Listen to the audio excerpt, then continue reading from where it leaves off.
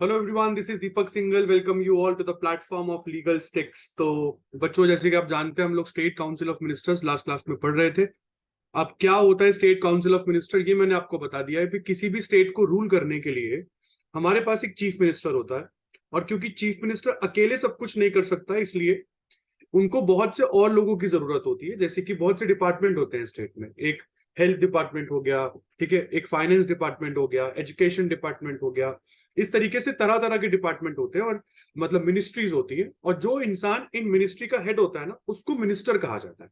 बाकी सब मिनिस्टर नहीं होते, केवल उसी को मिनिस्टर कहा जाता है। तो भाई चीफ मिनिस्टर सभी मिनिस्टर्स का हेड होता है। तो इस तरीके से चीफ मिनिस्टर के साथ सभी मिनिस्टर्स मिलके स्टेट में स्टेट काउंसिल ऑफ मिनिस्टर्स बनाते हैं। अब आप पूछेंगे सर ये बनती क्यों है? क्योंकि देखिए, स्टेट काउंसिल ऑफ मिनिस्टर को समय समय पर एडवाइस देना होता है गवर्नर को।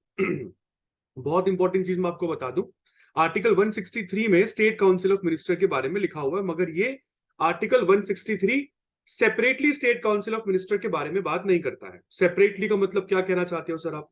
जैसे मैं बोलता हूं ना, आर्टिकल 153 में क्या लिखा हुआ है कि हर एक स्टेट का एक गवर्नर होना चाहिए। आर्टिकल 52 प्रेसिडेंट के बारे में बात करता है ना। उसी तरीके से हर एक आर्टिकल सेपरेटली किसी एक इंसान के बारे में बात करता है। बट आर्टिकल 163 को अगर आप ध्यान से पढ़े तो ये स्टेट काउंसिल ऑफ मिनिस्टर्स के बारे में बात नहीं कर रहा है। देखा जाए, सेपरेटली बात नहीं कर रहा है। ये बोल रहा है कि भाई स्टेट काउंसिल ऑफ मिनिस्टर्स को बनाओ। क्यों बनाओ? क्योंकि गवर्नर को आपको असिस्ट और एडवाइस करना पड़ेगा टाइम टू टाइम। मतलब क्या? हम लोगों ने पिछली क्लास में पढ़ा था कि गवर्नर क्या है। गवर्नर एक वो इंसान है जो सारे स्टेट के एग्जीक्यूटिव फंक्शन इस इंसान के नाम पर लिए जाते हैं। स्टेट के एग्जीक्यूटिव फंक्शन से मैं क्या कहना चाहता हूं?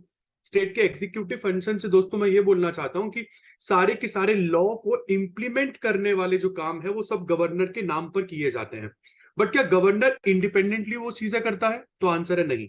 इंडिपेंडेंटली ये कुछ नहीं करता है। इसको बताया जाता है कि सर कब और क्या करना है। कौन बताता है? चीफ मिनिस्टर और उसके नीचे बैठे सभी मिनिस्टर्स।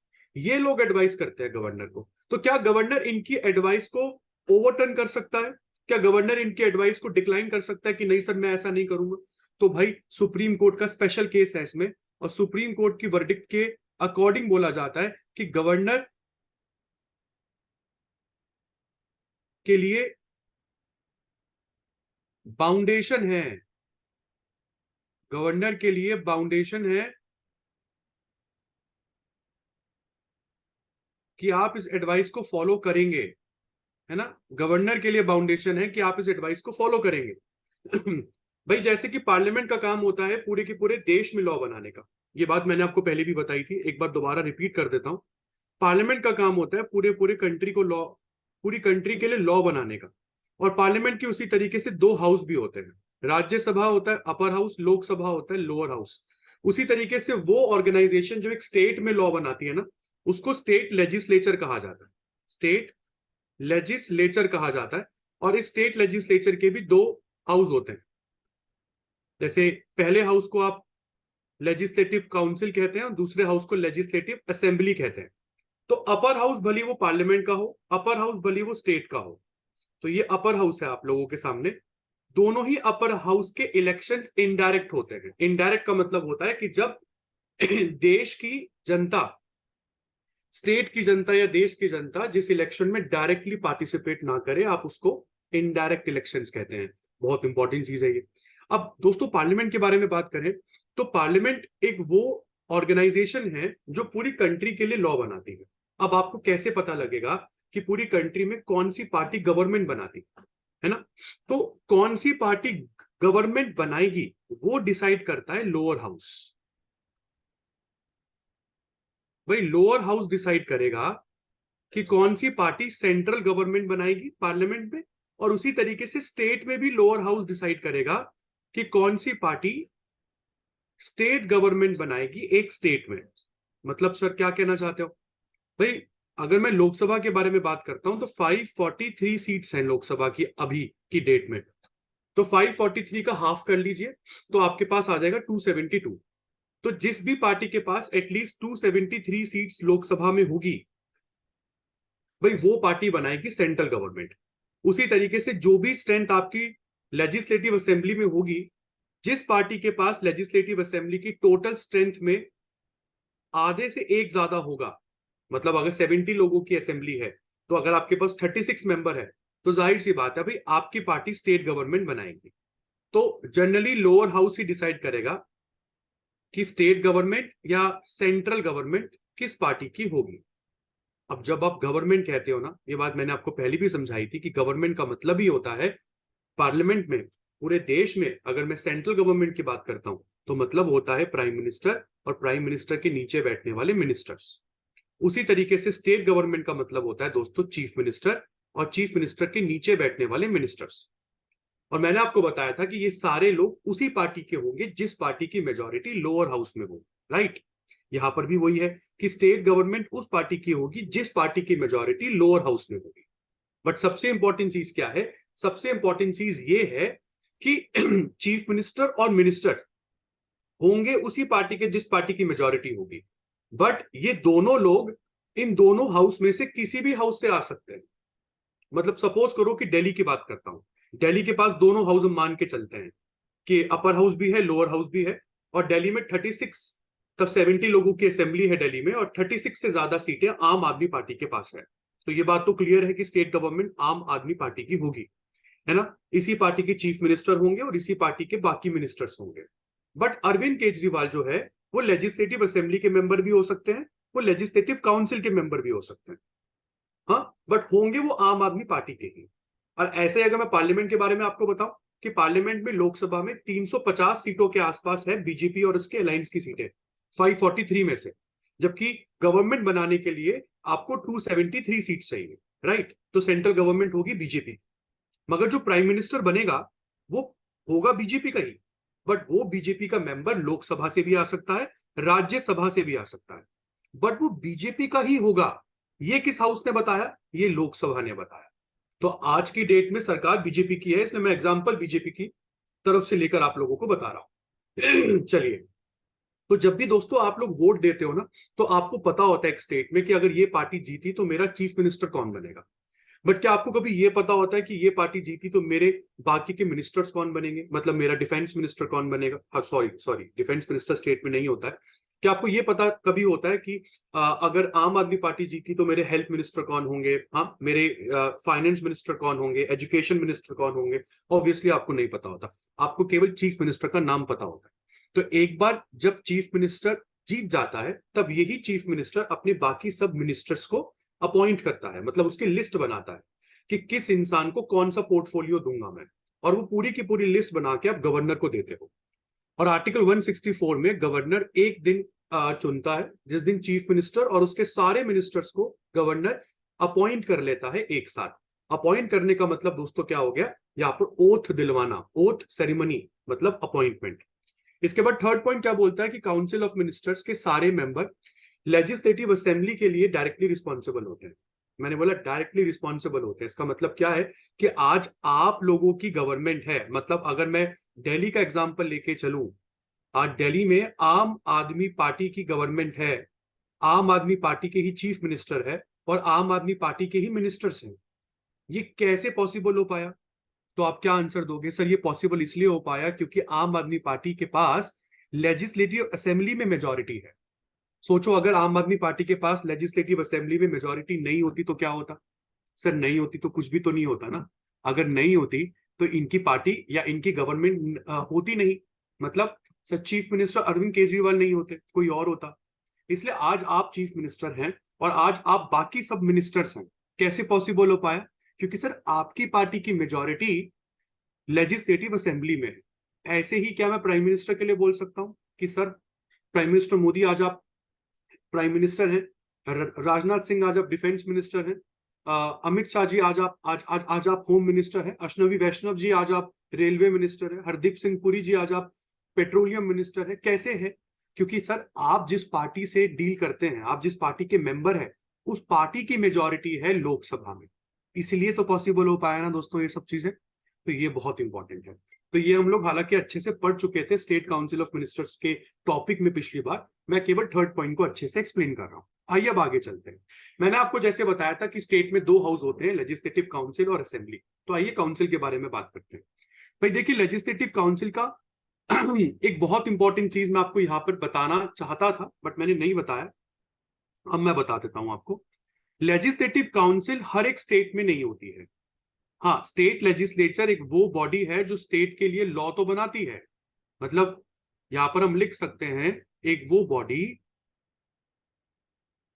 जो कि स्टेट के लिए लॉ बनाएगी।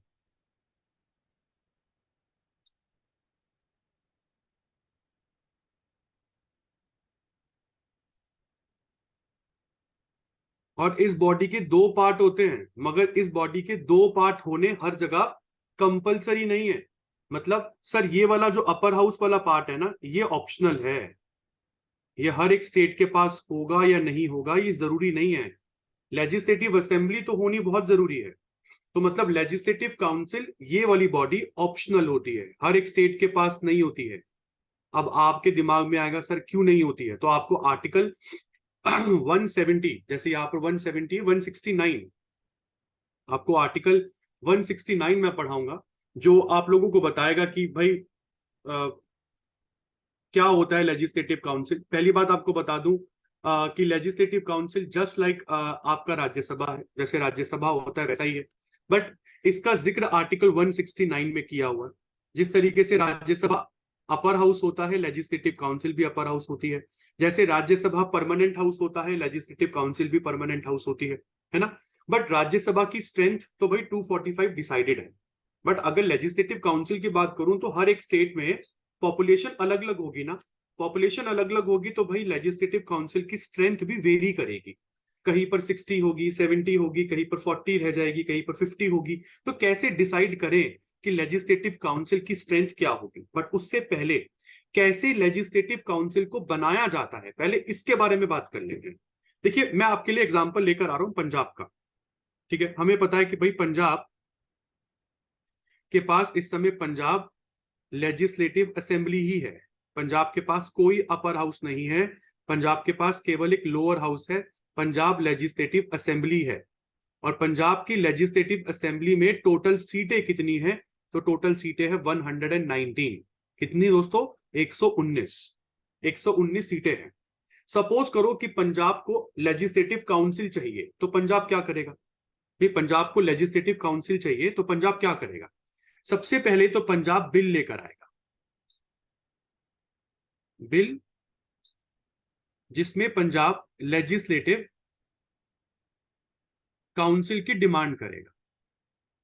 पंजाब बोलेगा भी अब हमें एक अपर हाउस की जरूरत है, तो आइए बिल लेकर आते हैं। पंजाब में ये बिल पास होगा, किस में पास होगा, लेजिस्लेटिव असेंबली में ये बिल पास होगा। उसके बाद ये बिल जाएगा गवर्नर के पास। अब आप पूछेंगे सर ये बिल किस मेजोरिटी से पास होता है। जैसे कि आपको पता होगा ना, आर्टिकल 368 में मैंने आपको तीन तरह की मेजोरिटी पढ़ाई थी, special majority, simple majority, special majority with state acceptance. सब चीजें आप लोगों को पढ़ा चुका हूं मैं। तो उसी के बारे में यहां पर बात कर रहा हूं कि सर हम किस मेजोरिटी से लेजिस्लेटिव काउंसिल के इस बिल को पास करवाएंगे। दोस्तों अगर ये क्वेश्चन आता है ना, तो यहां पर मेजोरिटी होगी स्पेशल मेजोरिटी। स्पेशल मेजोरिटी मतलब वही 2/3 मेजोरिटी। कौन सी, 2/3 मेजोरिटी। और एक बहुत इंपॉर्टेंट चीज बोल दूं, एक बहुत ही ज्यादा इंपॉर्टेंट, कि ये एकमात्र ऐसा बिल है, यहां पर मैं लिख सकता हूं आप लोगों के लिए,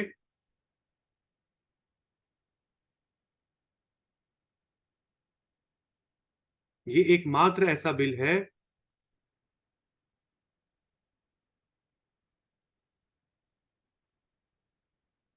जो कि स्टेट स्पेशल मेजोरिटी से पास करता है।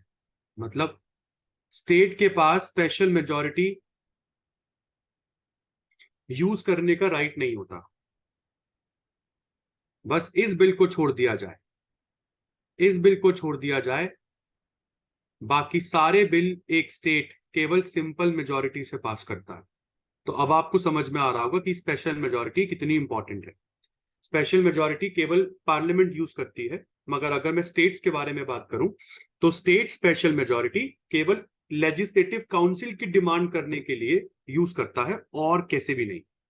गवर्नर के पास ये बिल गया, गवर्नर भाई साहब क्या करेंगे, गवर्नर इस बिल को आगे फॉरवर्ड कर देंगे प्रेसिडेंट को कि सर देखिए इस स्टेट ने अपर हाउस की डिमांड करी है, ठीक है जी, प्रेसिडेंट ये बिल फॉलो कर देंगे पार्लियामेंट को,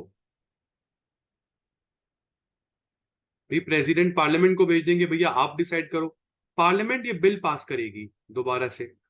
बट अब पार्लियामेंट इस बिल को पास करेगी सिंपल मेजॉरिटी से, पार्लियामेंट को स्पेशल मेजॉरिटी से पास करने की जरूरत नहीं है, पार्लियामेंट बिल को पास करेगी सिंपल मेजॉरिटी से।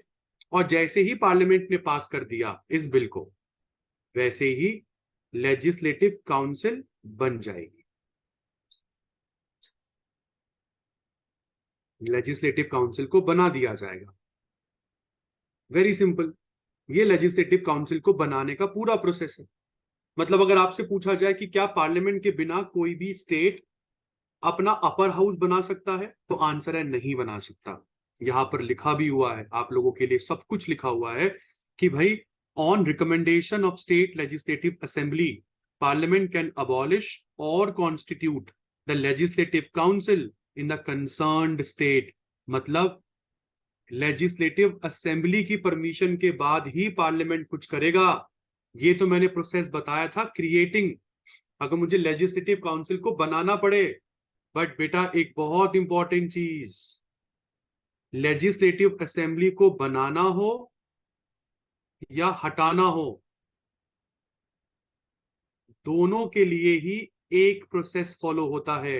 हटाने के लिए भी बिल लेकर आओगे कि मुझे लेजिस्लेटिव काउंसिल को हटाना है, उसको पास करोगे स्पेशल मेजॉरिटी से, फिर वो गवर्नर के पास जाएगा, गवर्नर प्रेसिडेंट को भेजेगा, प्रेसिडेंट पार्लियामेंट को भेजेगा, पार्लियामेंट सिंपल मेजॉरिटी से बिल पास करेगी और लेजिस्लेटिव काउंसिल या तो बनेगी नहीं तो हटेगी। As simple as it is. हमने पढ़ा था कि पार्लियामेंट के 3 एलिमेंट्स होते हैं। क्यों सर? क्योंकि पार्लियामेंट का काम होता है बिल को पास करना, पार्लियामेंट डायरेक्टली लॉ नहीं बना सकती ना। पार्लियामेंट जो बिल पास करती है उस पर सिग्नेचर प्रेसिडेंट के बहुत जरूरी है। अगर प्रेसिडेंट ने साइन नहीं करे तो क्या पार्लियामेंट कोई लॉ बना सकती है? तो आंसर है नहीं, पार्लियामेंट लॉ तो नहीं बना सकती। इसलिए प्रेसिडेंट पार्लियामेंट के काम को कंप्लीट करते हैं। ऐसे ही क्या गवर्नर हो सकता है? बिल्कुल सर, गवर्नर स्टेट लेजिस्लेचर का एक बहुत इंपॉर्टेंट पार्ट है। मगर स्टेट लेजिस्लेचर के पार्ट्स में कभी कभी 2 ही एलिमेंट रह जाते हैं, तो कभी कभी 3 हो जाते हैं। ऐसा क्यों बोल रहा हूं? क्योंकि सर लेजिस्लेटिव काउंसिल तो ऑप्शनल है ना। अगर मैं पूछूं कि पंजाब की स्टेट लेजिस्लेचर में कितने एलिमेंट है, तो आप 2 ही तो बोलोगे ना सर, क्योंकि वहां पे काउंसिल तो है नहीं। वहां पर एक असेंबली होगी और एक गवर्नर होगा। मतलब असेंबली बिल पास करेगी तो वो डायरेक्टली गवर्नर के पास जाएगा, अपर हाउस तो है ही नहीं ना जहां पे वो जाए। इसलिए पंजाब की लेजिस्लेचर में केवल 2 एलिमेंट है। अगर मैं यूपी की बात करूं सर, तो यूपी में 3 एलिमेंट हो जाएंगे, क्योंकि यूपी में अपर हाउस है। चलो दोस्तों, अब क्वेश्चन ये बनता है कि क्या पंजाब अपर हाउस मांग सकता है? भाई ये तो हमने पढ़ा कि बनाते कैसे। अब सबसे इंपॉर्टेंट चीज है, क्या वो मांग सकता है? भाई अपर हाउस को मांगने के बाद सबसे बड़ा जो क्वेश्चन दिमाग में आता है वो है अपर हाउस की स्ट्रेंथ क्या होगी। भाई आपके स्टेट में अपर हाउस की स्ट्रेंथ क्या होगी? देखो यार, स्ट्रेंथ कुछ भी हो सकती है, इसमें कोई पंगा नहीं है। और क्योंकि स्ट्रेंथ कुछ भी हो सकती है तो 2 कंडीशन है हमारे पास। हम बोलते हैं सर मिनिमम स्ट्रेंथ। सबसे पहले तो मिनिमम की बात कर लेते हैं। आपकी लेजिस्लेटिव काउंसिल की मिनिमम स्ट्रेंथ 40 होगी, 40 से कम नहीं होगी। और अगर आपने मैक्सिमम स्ट्रेंथ की बात करनी है, तो सर मैं आपको बता दूं कि मैक्सिमम स्ट्रेंथ आपके लेजिस्लेटिव असेंबली की जो भी स्ट्रेंथ है ना सर, लेजिस्लेटिव असेंबली की जो भी स्ट्रेंथ है उसके 1/3 से ज्यादा भी नहीं होगी। क्योंकि आप काउंसिल की मांग कर रहे हो ना, तो आपके पास असेंबली है, क्योंकि सभी स्टेट्स के पास असेंबली तो होती है। तो असेंबली की जो स्ट्रेंथ है ना आपकी, उसकी 1/3 कर लो। जो नंबर आएगा ना सर, वो तो आपका मैक्सिमम नंबर होगा कि इससे ज्यादा आपकी काउंसिल नहीं होगी। मिनिमम हमने आपको बता दिया कि मिनिमम 40 से कम नहीं है। आइए अब पंजाब के बारे में बात कर लेते हैं। पंजाब ने सारा झमेला कर दिया दोस्तों को। पंजाब की असेंबली में 119 सीट्स हैं। इसका मतलब अगर पंजाब में काउंसिल बनी तो वो 119 के 1/3 से ज्यादा नहीं होगी और 40 से कम नहीं होगी। तो आइए दोस्तों 119 का 1/3 कर लेते हैं। आपके पास कैलकुलेटर होगा। 119 को अगर आप डिवाइड करेंगे 3 से, आपके सामने ही कर रहा हूं मैं, 119 को अगर मैं 3 से डिवाइड करूंगा तो आंसर तकरीबन 39.666 आ जाएगा। मतलब 39.6 के आसपास आ जाएगा। तो इसका मतलब पंजाब की लेजिस्लेटिव असेंबली मेरे हिसाब से 119 मेंबरों की नहीं है,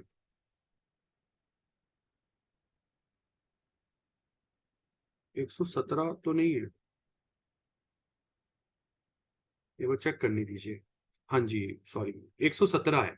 पंजाब में लेजिस्लेटिव असेंबली 117 है, तो 117 का अगर आप वन थर्ड करें, दोबारा कर लेते हैं, 117 का वन थर्ड करें अगर आप, तो 117 का वन थर्ड करते ही आपके पास आंसर आ जाएगा 39, जैसे कि आप देख पा रहे होंगे। इसका मतलब क्या कि भाई पंजाब में लेजिस्लेटिव असेंबली बनी तो मैक्सिमम वो 39 से ज्यादा नहीं बन सकती है। मगर सर अभी तो आपने बोला था कि मिनिमम 40 से कम नहीं होनी चाहिए, मतलब क्या भाई पंजाब का तो मैक्सिमम भी उसके मिनिमम से कम है। आर्टिकल 169 में क्या लिखा हुआ है? आर्टिकल 169 बोलता है आपकी लेजिस्लेटिव काउंसिल की मैक्सिमम स्ट्रेंथ आपकी असेंबली की स्ट्रेंथ के 1/3 से ज्यादा नहीं हो सकती, मिनिमम स्ट्रेंथ 40 से कम नहीं हो सकती। इसको पढ़ो, इस पॉइंट को पढ़ो। तो पंजाब की तो मैक्सिमम स्ट्रेंथ ही 40 से कम है, इसका मतलब पार्लियामेंट के पास जैसे ही ये बिल पहुंचेगा तो पार्लियामेंट बोल देगी I am very sorry Punjab, you can not apply for legislative council. और इसी तरीके से सोचो भारत के कितने सारे स्टेट्स ऐसे होंगे जो अपर हाउस के लिए अप्लाई कर ही नहीं सकते हैं। जैसे गोवा, गोवा के पास तो टोटल असेंबली में सीटें ही 40 है, और अगर मैं 40 का भी 1/3 करूंगा तो दोस्तों आंसर तो 13 आ जाएगा, 13। क्या 13 लोगों की काउंसिल बनाऊंगा मैं? नहीं बन सकती है। सिक्किम में टोटल असेंबली की सीटें 32 है, ठीक है। अगर 32 का 1/3 करो, चलो 32 का 1/3 हो जाएगा 10। तो क्या मैं अपर हाउस में केवल क्या कहते हैं 10 लोगों को बिठाऊं क्या? ये भी छोड़ो, आगे बढ़ते हैं। त्रिपुरा में 60 लोगों की काउंसिल है, तो हिमाचल, उत्तराखंड, इन सभी में काउंसिल 120 से कम, सॉरी, इन इन सभी में असेंबली 120 मेंबर से कम है। इसका मतलब सर बड़े बड़े स्टेट्स ही अप्लाई कर सकते हैं, मगर स्टेट्स के हाथों में नहीं होता है कि वो बिना पार्लियामेंट की मंजूरी के अपर हाउस बना ले। वो तो केवल सर बिल पास कर सकते हैं, क्योंकि अगर पार्लियामेंट ने बिल पास नहीं किया तो पार्लियामेंट तो बिल पास करेगी जो कि आखिरी स्टेप है। अगर पार्लियामेंट ने ही बिल पास नहीं किया तो सर मुश्किल है, असेंबली के अलावा काउंसिल एक स्टेट में नहीं बन सकती है। तो पार्लियामेंट की एक्सेप्टेंस बहुत जरूरी है। इसके बाद आगे बढ़ते हैं। तो भाई लेजिस्लेटिव काउंसिल मैंने आपको बताया था परमानेंट हाउस है। लेजिस्लेटिव काउंसिल में हर एक मेंबर का टाइम पीरियड 6 ईयर का होता है, और हमेशा after every 2 years 1/3 members of the council they complete their 6 year tenure. मतलब हर 2 साल के बाद टोटल काउंसिल के जो मेंबर होंगे ना उसके 1/3 मेंबर अपना 6 साल का टेन्योर पूरा करेंगे। काउंसिल को बनाया ही इस तरीके से जाता है कि हर 2-2 साल के बाद 1/3 मेंबर अपना 6-6 साल पूरा करते रहे, ताकि कभी भी सभी मेंबर्स का टेन्योर एक साथ खत्म ना हो। जैसे क्लास समझ लो, इस क्लास में बहुत सारे बच्चे ऐसे होंगे ना जिनके एडमिशन बाद में हुए होंगे, तो आप लोगों का कोर्स मैं एक दिन तो कंप्लीट नहीं करूंगा ना। मैं ऐसा तो नहीं बोलूंगा कि भैया आज पॉलिटी खत्म है तो मैं दोबारा नहीं पढ़ाऊंगा। हाँ, वो बच्चे जो स्टार्टिंग से मेरे साथ थे वो तो पॉलिटी पढ़ रहे हैं, बट आप लोगों का क्या हुआ जो अभी नए नए आए हैं, तो उनके लिए ऑब्वियसली रिपीट होगी। तो ये ऑनगोइंग बैच है बच्चों, है ना। इसी तरीके से काउंसिल भी ऑनगोइंग होती है, इसका कभी भी टेन्योर सभी मेंबर्स का एक साथ खत्म नहीं होता है। इसके बाद भाई सेशन, काउंसिल का सेशन कम से कम साल में 2 बार होना ही चाहिए, जैसे पार्लियामेंट का भी मैंने बताया था। और अभी इंडिया के 6 स्टेट्स के पास ही अपर हाउस मौजूद है, उत्तर प्रदेश, बिहार, कर्नाटका, महाराष्ट्र, आंध्र प्रदेश, तेलंगाना। ये 6 स्टेट्स के पास ही अपर हाउस मौजूद है। पहले कभी ये 7 हुआ करते थे जब जम्मू कश्मीर भी हुआ करता था, बट अब जम्मू कश्मीर तो यूनियन टेरिटरी हो गया, इसलिए सॉरी सर आपके पास अपर हाउस नहीं है। ऐसी दोस्तों असेंबली है, असेंबली होता है लोकसभा जैसा लोअर हाउस। आर्टिकल 170 असेंबली के बारे में बात करता है, और असेंबली की मैक्सिमम सीटें 500 से ज्यादा नहीं हो सकती, मिनिमम 60 से कम नहीं हो सकती। बट आर्टिकल 70 का क्लॉज 1 है जो ये आपको मैं पढ़ा रहा हूँ, इस क्लॉज 1 की भी एक्सेप्शन में 3 स्टेट्स आ जाते हैं। जैसे सिक्किम की असेंबली में 32 मेंबर्स है, गोवा की असेंबली में 40 मेंबर्स है, मिजोरम की असेंबली में 40 मेंबर्स है। तो जो रिक्वायरमेंट आपको लोकसभा का मेंबर बनने के लिए चाहिए होती है ना, वही रिक्वायरमेंट असेंबली का मेंबर बनने के लिए चाहिए, जो कि है 25 साल तो कम से कम उम्र होनी चाहिए, आप इंडिया के सिटीजन होनी चाहिए, किसी भी ऑलरेडी किसी गवर्नमेंट सर्विस में नहीं होने चाहिए, मतलब ऑफिस ऑफ प्रॉफिट नहीं होना चाहिए, और आपकी मेंटली कंडीशन साउंड होनी चाहिए, मेंटली फिट होनी चाहिए, प्लस बैंकरप्ट नहीं होनी चाहिए, है ना। और हमने बताया था कोरम का मतलब क्या होता है। कोरम का मतलब होता है कि भाई कम से कम कितने बच्चे हो क्लास में कि मैं क्लास शुरू कर दूं। ऐसे ही पार्लियामेंट में कम से कम कितने लोग आए कि पार्लियामेंट का सेशन शुरू हो जाए। वैसे ही असेंबली में कम से कम कितने मेंबर्स होने चाहिए कि असेंबली का सेशन शुरू हो जाए। जैसे अगर मैं दिल्ली की बात करूं तो दिल्ली की असेंबली में टोटल मेंबर है 70।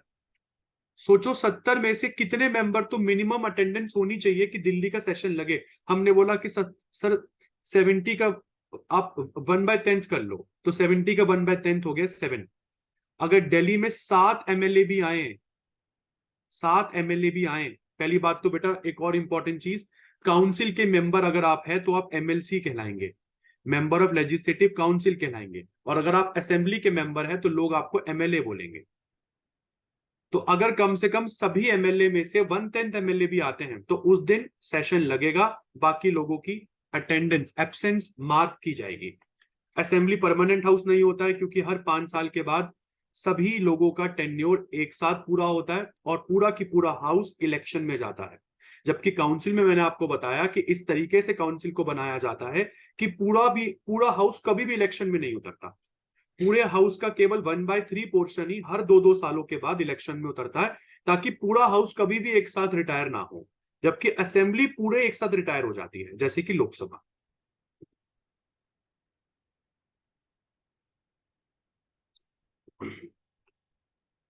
चलिए दोस्तों, इसके बाद कुछ जो आपकी मेजर कमीशन है उसके बारे में बात कर लेते हैं। भाई आर्टिकल 263 बोलता है इंटर स्टेट काउंसिल के बारे में। पहली बात तो ये इंटर स्टेट काउंसिल कौन बनाता है? प्रेसिडेंट बनाता है। क्यों बनाता है? तो यार सेंटर और स्टेट्स के बीच में रिलेशंस बहुत बुरे हो जाते हैं कभी कभार। आपको तो पता ही है भाई इंडिया की पॉलिटिक्स में, जैसे आज की डेट में एज ऑफ नाउ, आज तारीख आप लोगों की हो गई 8 सितंबर। अगर मैं 8 सितंबर अभी की बात करूं तो इंडिया में सिनेरियो क्या है? इंडिया में सिनेरियो अभी चल रहा है इंडिया वर्सेस भारत का, है ना। इंडिया वर्सेस भारत का सिनेरियो इंडिया में बहुत तूल पकड़ रहा है। और आप लोग तो जुडिशरी के स्टूडेंट्स है तो आपको पता होगा कि भाई आर्टिकल 1 में लिखा हुआ है इंडिया दैट इज भारत। तो मैं इंडिया यूज करूं या भारत यूज करूं, डजेंट मैटर, दोनों ही शब्द हमारे इंडिया के हैं, हमारे कंट्री के हैं, हमारे वतन के हैं। इंपॉर्टेंट चीज क्या है कि इंडिया वर्सेस भारत में एक तरफ इंडिया एक अलायंस है 28 पार्टीज का, और भारत से हम लोग कभी कभार बीजेपी को डिनोट करते हैं। तो अब बीजेपी की सेंट्रल पार्टी है, सेंट्रल गवर्नमेंट बीजेपी की है, और बहुत सारे स्टेट्स में आज कांग्रेस की सरकार, आम आदमी पार्टी की सरकार, तृणमूल कांग्रेस की सरकार, तो XYZ अलग अलग पार्टियों की सरकार है। पार्टी कभी पार्टी से नहीं मिलती है, मतलब ऑपोजिशन हमेशा ऑपोजिशन में रहेगी, रूलिंग हमेशा रूलिंग में रहेगी। दोनों हमेशा भिड़ते रहेंगे, दोनों हमेशा जो पॉलिसी है आमने सामने की पॉलिसी, आपने जो बनाई तो मैं उसको क्रिटिसाइज करूंगा, मैंने जो बनाई वो आप क्रिटिसाइज करेंगे। तो ये जो क्रिटिसिज्म है ये बढ़ते बढ़ते इतना बढ़ जाता है कि देश की तरक्की, एक स्टेट का डेवलपमेंट बिल्कुल स्टैंड स्टिल पर आ जाता है। तो ऐसे में प्रेसिडेंट को आप लोगों के ग्रजेस सॉल्व करने के लिए इंटरस्टेट काउंसिल बनानी पड़ती है। इंटरस्टेट काउंसिल में कौन मेंबर होता है? एक प्राइम मिनिस्टर मेंबर होता है, प्राइम मिनिस्टर के साथ उसके 6 कैबिनेट लेवल के मिनिस्टर्स मेंबर होते हैं, प्लस सभी की सभी स्टेट्स के चीफ मिनिस्टर मेंबर होते हैं, सभी यूनियन टेरिटरी के चीफ मिनिस्टर भी मेंबर होते हैं, ठीक है जी। और सभी यूनियन टेरिटरीज के एडमिनिस्ट्रेटर्स, मतलब गवर्नर हमेशा स्टेट का होता है, यूनियन टेरिटरी के गवर्नर को लेफ्टिनेंट गवर्नर कहा जाता है। अब आप पूछेंगे सर दोनों में डिफरेंस बता दीजिए। भाई गवर्नर कोई भी बन सकता है, जबकि लेफ्टिनेंट गवर्नर हमेशा एक सिविल सर्वेंट को ही बनाया जाता है। बट इतना छोटा सा डिफरेंस है, और इसमें कोई बड़ा डिफरेंस है नहीं। इंटरस्टेट काउंसिल को एक साल में कम से कम 3 बार तो मिलना ही मिलना है, और हमेशा इस काउंसिल के जो चेयरमैन होंगे वो प्राइम मिनिस्टर बनेंगे। अगर प्राइम मिनिस्टर नहीं है तो उनके एब्सेंस में जो उनके 6 कैबिनेट मिनिस्टर्स हैं उसमें से कोई भी एक मिनिस्टर चेयरमैन बन सकता है। तो ऑब्जेक्टिव क्या है दोस्तों? ऑब्जेक्टिव मैंने आपको बता दिया कि स्टेट और सेंटर के बीच में कोऑर्डिनेशन, एक फेडरल इंटीमेसी को बनाना, ताकि स्टेट के साथ साथ कंट्री का डेवलपमेंट ओवरऑल तरीके से हो सके। अब चलते हैं फाइनेंस कमीशन। हमारे इंडिया में सबसे बड़ा दुख क्या है? पैसे का। किसका? मनी का डिवीजन या टैक्सेस का डिवीजन। भी टैक्स का डिवीजन किस प्रोपोर्शन में हो कि सेंटर के पास भी पैसा पूरा बचे, स्टेट के पास भी पैसा कम ना पड़े। तो उसके लिए ना हर 5वें साल पर या उससे पहले, मतलब आज होगी 2023, 2024 में इलेक्शन है, तो हो सकता है कि 2024 में या 2023 के एंड से पहले हमारा प्रेसिडेंट एक फाइनेंस कमीशन को बना दे। आर्टिकल 280 में फाइनेंस कमीशन बनती है, जिसमें टोटल में 5 मेंबर होते हैं, जिसमें से एक चेयरमैन होता है, बाकी के 4 अदर मेंबर होते हैं। इनका काम क्या होता है? इस कमीशन का काम होता है टैक्स के जो डिवीजन है उस पर रिपोर्ट देना कि भाई टैक्स का डिवीजन किस प्रोपोर्शन में होना चाहिए कि दोनों के पास पैसा बचे। ऐसा ना हो कि आपके पास कम हो जाए, उसके पास ज्यादा हो जाए, दोनों के पास पैसा बचे और दोनों कभी रोए ना यार कि मेरे पास मनी नहीं है, मैं पॉलिसी नहीं बना सकता हूं, ऐसा ना हो। बट एक बहुत इंपॉर्टेंट चीज मैं आपको बता दूं, फाइनेंस कमीशन का रोल केवल रिकमेंडरी होता है।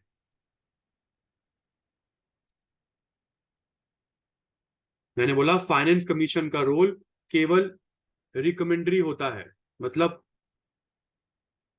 रिकमेंडरी का मतलब हो गया कि भाई जरूरी नहीं है कि आप फाइनेंस कमीशन को हमेशा, या फाइनेंस कमीशन ने जो बोला है वो आप माने। फाइनेंस कमीशन तो बस रिकमेंडरी है, रिकमेंडेशन देती है, और फाइनेंस कमीशन के रिकमेंडेशन को फॉलो करना सरकार के लिए बाइंडिंग नहीं है। गवर्नमेंट हाँ फाइनेंस कमीशन के रिकमेंडेशंस को कंसिडर कर सकती है, बट अगर वो नहीं चाहती है तो जरूरी नहीं है कि वो फाइनेंस कमीशन के रिकमेंडेशन को माने। उसी तरीके से पब्लिक सर्विस कमीशन, भाई पब्लिक सर्विस कमीशन होता है जो परमानेंट जॉब जैसे कि आईएएस, आईपीएस, एडमिनिस्ट्रेटिव जॉब्स के लिए पेपर निकालता है, रिक्रूटमेंट करता है। अगर तो वो सेंटर के लिए कर रहा है तो ऐसे में वो यूपीएससी बन जाता है, यूनियन पब्लिक सर्विस कमीशन। और अगर वो किसी स्टेट के लिए कर रहा है तो स्टेट का सिनोनिम साथ में जोड़ दोगे plus PCS, public service commission, तो वो एसपीएससी हो जाता है।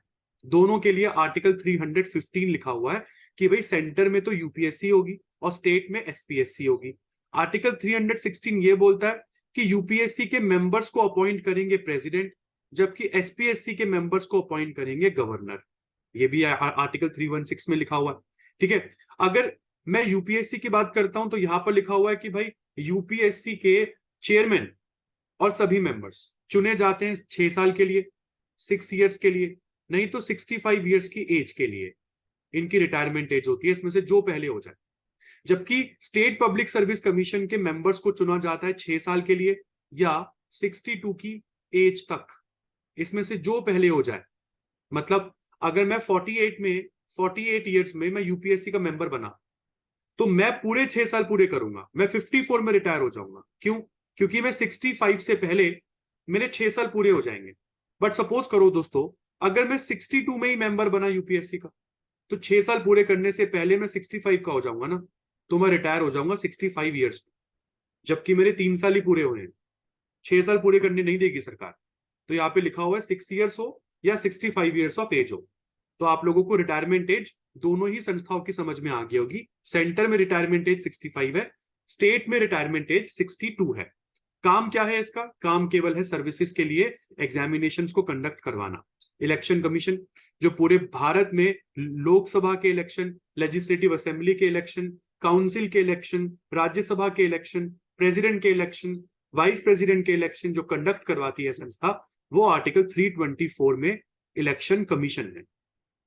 बहुत बढ़िया। इलेक्शन कमीशन में जनरली 3 मेंबर्स होते हैं। इलेक्शन कमीशन में कितने मेंबर्स होते हैं? 3 मेंबर्स होते हैं। 3 मेंबर की ये संस्था है,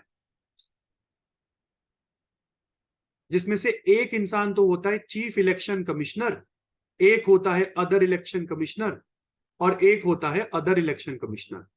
इसका मतलब अदर इलेक्शन कमिश्नर होते हैं 2 और चीफ इलेक्शन कमिश्नर होता है 1, तो टोटल में 3 मेंबर्स होते हैं। इन सभी को कौन अपॉइंट करता है? प्रेसिडेंट अपॉइंट करता है। अगर आप चीफ इलेक्शन कमिश्नर है दोस्तों, तो ऐसे में आपका टाइम पीरियड होगा 6 इयर्स का, नहीं तो 65 इयर्स की एज तक का। मगर अगर आप अदर इलेक्शन कमिश्नर है तो आपका टेन्योर होगा 6 साल का, नहीं तो 62 की एज तक का। तो ये एक ही कमीशन में मेंबर्स के साथ अलग अलग बर्ताव होता है। अगर आप चीफ इलेक्शन कमिश्नर हैं तो या तो आप 6 साल के लिए चुने जाएंगे, नहीं तो 65 इयर्स की एज तक के लिए, इसमें से जो पहले हो जाए। और अगर आप अदर इलेक्शन कमिश्नर है तो आपका टेन्योर या तो 6 साल का होगा, नहीं तो 62 इयर्स की एज तक का, इसमें से जो पहले हो जाए। आर्टिकल 326 में यूनिवर्सल एडल्टहुड सफरेज के बारे में लिखा हुआ है, मतलब हमारी वोटिंग एज कितनी है? 18 साल। ये आपके आर्टिकल 326 में लिखा हुआ है। अगर मुझे किसी चीफ इलेक्शन कमिश्नर को या अदर इलेक्शन कमिश्नर को हटाना पड़ेगा तो मैं कैसे हटा? भाई बहुत इंपॉर्टेंट है, इलेक्शन कमिश्नर को हटाने का प्रोसेस जैसे प्रेसिडेंट को इम्पीच करते हैं ना, वैसा ही होता है। अगर आप किसी भी इलेक्शन कमिश्नर को हटाना चाहते हैं तो जैसे प्रेसिडेंट को हटाते हैं वैसे ही इनको हटाया जाता है। तो मतलब इतना आसान काम नहीं है। कि प्रेसिडेंट के इम्पीचमेंट के प्रोसेस को मैंने आर्टिकल 61 में आप लोगों के सामने रखा था, वैसा ही है यहाँ पर। इलेक्शन कमीशन का काम क्या होता है भाई? वोटर लिस्ट को बनाना, कॉन्स्टिट्युएंसीज को बताना, मतलब एक राज्य में, एक स्टेट में कितनी कॉन्स्टिट्युएंसी होगी, क्योंकि हर एक कॉन्स्टिट्युएंसी से एक एमपी और एक एमएलए निकलता है, एक एमपी और बहुत सारे एमएलए निकलते हैं एक सिंगल कॉन्स्टिट्युएंसी से। तो वो कॉन्स्टिट्युएंसी कितनी होगी, उसमें कितनी पॉपुलेशन के ऊपर एमपी बैठेगा, ये तय करती है इलेक्शन कमीशन। और पॉलिटिकल पार्टीज को रिकॉग्निशन देने का काम होता है, पॉलिटिकल पार्टीज को इलेक्शन सिंबल बांटने का काम होता है। ठीक है, ये सारे इलेक्शंस करवाती है ये। और उसके साथ साथ कोड ऑफ कंडक्ट को लागू करने का काम होता है इलेक्शन कमीशन का। जैसे कि आपको पता होगा हिंदी में इसको आचार संहिता कहते हैं, कोड ऑफ कंडक्ट, कि ये नहीं करना, वो नहीं करना, ये सारी चीजें। और उसके बाद दोस्तों ऑफिशियल लैंग्वेज कमीशन, ये लास्ट कमीशन है आज की क्लास की, और फिर पॉलिटी खत्म। ऑफिशियल लैंग्वेजेस कमीशन में क्या लिखा हुआ है कि आर्टिकल 343 बोलता है कि हिंदी हम लोगों की ऑफिशियल लैंग्वेज है। हिंदी, मैंने बोला हिंदी। और किसके ऑफिशियल लैंग्वेज है? भारत की सेंट्रल गवर्नमेंट, मतलब हमारी सेंट्रल गवर्नमेंट में केवल दो ही लैंग्वेज यूज होती है, जिसमें ऑफिशियल लैंग्वेज हिंदी है, और कॉम्प्लीमेंट्री लैंग्वेज के लिए हम लोग कॉम्प्लीमेंट्री लैंग्वेज के लिए हम लोग इंग्लिश का यूज करते हैं। बहुत इंपॉर्टेंट चीज मैंने आपको बताई है, ये कॉम्प्लीमेंट्री लैंग्वेज के लिए इंग्लिश का यूज करते हैं। वैसे हमारी ऑफिशियल लैंग्वेज हिंदी है। ठीक है जी, जिन लोगों को हिंदी बोलनी नहीं आती वो इंग्लिश बोल सकते हैं। सेंट्रल गवर्नमेंट के सारे पेपर कभी भी अगर आप दोगे तो वो हिंदी में नहीं तो इंग्लिश में क्वेश्चन लिखे हुए। जबकि आर्टिकल 344 क्या बोलता है? आर्टिकल 344 बोलता है कि भाई ये तो मैंने सेंटर के लिए बता दिया, कोई दिक्कत नहीं है। अगर लगता है, सेंटर को भी लगता है कि हिंदी ऑफिशियल लैंग्वेज नहीं होनी चाहिए, तो आर्टिकल 344 में ना प्रेसिडेंट के पास पावर है कि वो एक ऑफिशियल लैंग्वेज कमीशन को अपॉइंट करेगा, जो ये स्टडी करेगी पूरे भारत भर में कि क्या लोग हिंदी से खुश है, मतलब क्या लोग हिंदी को ऑफिशियल लैंग्वेज एक्सेप्ट करके खुश है। और फिर ये आर्टिकल 344 में जो कमीशन बनी वो अपनी रिपोर्ट देगी। हमेशा एक चीज बता दूं, जो भी report official language commission president को सबमिट करेगी वो रिपोर्ट भी बस एडवाइजरी नेचर की है। मतलब गवर्नमेंट किसी भी कंपल्शन में नहीं होती है इस रिपोर्ट के आने के बाद भी कि वो ऑफिशियल लैंग्वेज को बदले। बट फिर भी प्रेसिडेंट का काम होता है कि वो हर 5 साल में एक बार ऐसी कमीशन अपॉइंट कर ले, ताकि उसको पता लगे कि भाई हिंदी की लोकप्रियता पूरे भारत में क्या है, लोग हिंदी से खुश है या अब ऑफिशियल लैंग्वेज चेंज करने का टाइम आ गया। अब भाई साउथ इंडियन स्टेट्स के साथ तो बहुत प्रॉब्लम है, क्योंकि south Indian states will not accept Hindi, तो उनके साथ क्या करें यार? तो आर्टिकल 345 बोलता है कि सर स्टेट्स के पास चॉइस है, इंडिया के स्टेट्स के पास चॉइस है। हाँ जी, तो इंडिया के स्टेट्स के पास चॉइस है सर कि वो या तो हिंदी को अडॉप्ट कर ले, नहीं तो हमारे पास ना स्केड्यूल नंबर 8 है। अगर आपको याद आ रहा हो, मैंने स्केड्यूल आपको 8 पढ़ाया था। हमारे स्केड्यूल 8 में ना 22 लैंग्वेजेस हैं, 22 लैंग्वेजेस, जिसमें से एक हिंदी भी है। तो या तो आप हिंदी को अडॉप्ट कर लो, नहीं तो हिंदी के अलावा, हिंदी को छोड़कर आप 22 लैंग्वेजेस में से 2, 3, 4, 1, 5, 6, 7 जितनी मर्जी लैंग्वेजेस को अपनी स्टेट की ऑफिशियल लैंग्वेज बना सकते हो, आपकी स्टेट की ऑफिशियल। हाँ, अगर आप सेंट्रल गवर्नमेंट के ऑफिशियल पूछोगे तो वो हिंदी नहीं तो इंग्लिश है। हिंदी तो ऑफिशियल है, हिंदी ऑफिशियल है, इंग्लिश कॉम्प्लीमेंट्री है। मगर आप अपने अपने स्टेट के काम अपनी ऑफिशियल लैंग्वेज में करवा सकते हो, और आपकी ऑफिशियल लैंग्वेजेस कितनी भी हो सकती है, ये आर्टिकल 345 बोलता है। तो इसी के साथ दोस्तों खत्म होती है पॉलिटी की ये क्लास। बहुत बढ़िया सफर रहा आप लोगों के साथ। आशा करता हूं आपको जनरल पॉलिटी समझ में आई होगी दोस्तों। कॉन्स्टिट्यूशनल लॉ जब आप पढ़ोगे ना, अब आपको थोड़ा बहुत मजा आएगा वो पढ़ के, क्योंकि आप ओवरऑल पॉलिटी के बारे में थोड़ा बहुत जानते हैं। इसी के साथ मैं दीपक सिंघल आप लोगों से विदा लेता हूं, signing off from the channel of legal sticks law school.